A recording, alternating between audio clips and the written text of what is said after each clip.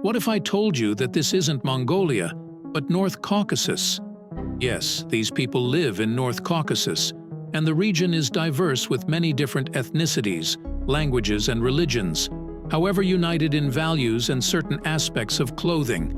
Kalmyks shown above are descendants of Oirats, who were a warlike Western Mongol group that penetrated Central Asia and the Caucasus in late medieval times. They are of mostly typical Mongol genetic background, however, logically, at 20% they have more European and Caucasian ancestry than Mongols.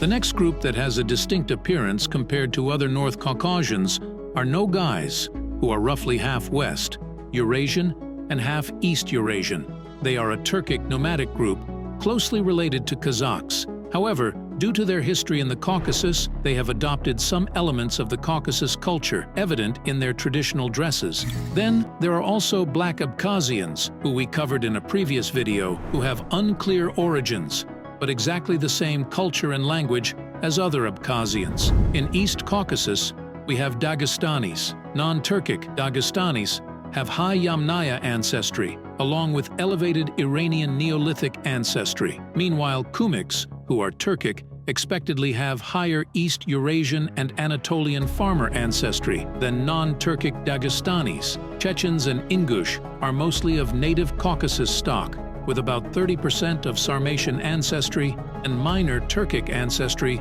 at around 5%. The next group of Caucasians all speak different languages, but have very similar genetic breakdown. Circassians famous in history, Ossetians who speak an Iranic language that comes from Alans, and Karachays who speak Turkic all show high native Caucasian ancestry, along with about 20% of steppe ancestry, which can be attributed to both Sarmatians and Turkic groups, as all these groups have noticeable East Eurasian ancestry at around 5 to 7%.